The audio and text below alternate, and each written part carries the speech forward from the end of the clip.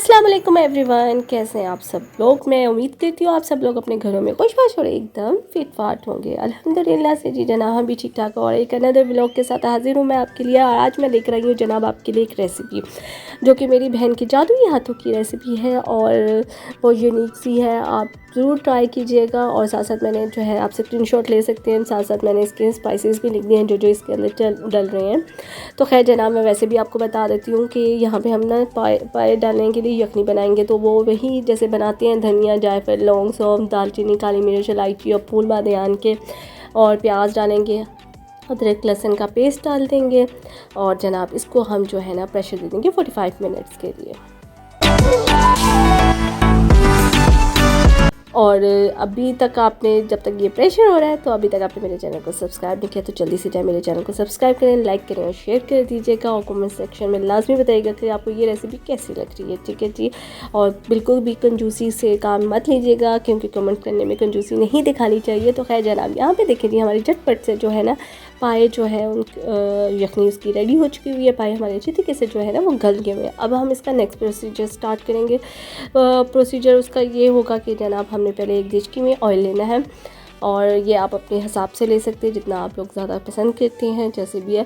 और इसमें अदरक लहसुन डालेंगे, उसको हल्का सा करेंगे, इसको बिल्कुल भी ब्राउन नहीं करना हमने, बस इसके अंदर हल्का सा लाइट करेंगे जब तक कि अदरक लहसुन की जो कहते हैं एक स्मेल सी होती है वो हो जाए।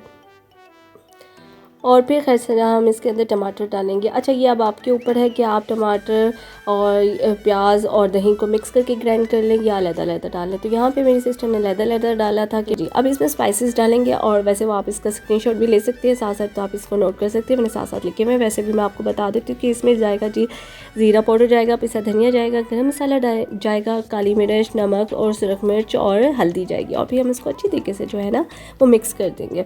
और फिर हम इसके अंदर डालेंगे जैन पे दही। आपको मैंने जैसे पहले बताया था आप तीनों चीज़ें मिक्स करके ग्राइंड भी कर सकते हो और अलग-अलग भी डाल सकते हैं। अच्छा जी अब हम इसको अच्छे तरीके से जो भून लेंगे।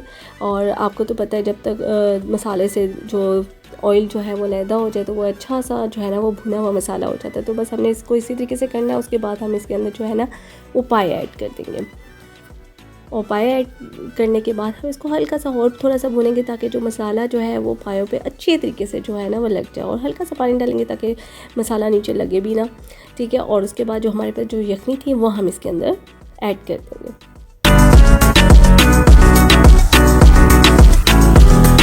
और जी जनाब ये हमारी बहुत यमी से और जो है ना वो पाए जो है ना वो रेडी हो चुके हैं। बस हम इसको क्या करेंगे जी हम इसको बॉईल करेंगे।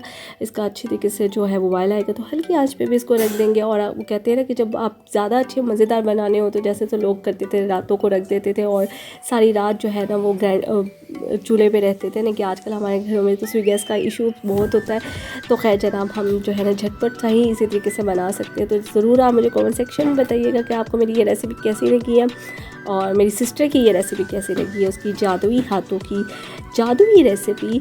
और कमेंट सेक्शन में लाजमी बताइएगा, शेयर कीजिएगा, लाइक कीजिएगा और इसमें कंजूसी मत दिखाइएगा। फिर मिलेंगे आपसे एक नेक्स्ट और एक अच्छे से व्लॉग के साथ और या कोई अच्छी सी रेसिपी के साथ। उस वक्त तक अपना भी खूब सारा ख्याल रखिएगा और मुझे भी अपनी दुआ में याद रखिए। Okay ji, take care and अल्लाह हाफिज़। और पाए ज़रूर ट्राई कीजिएगा बनाकर।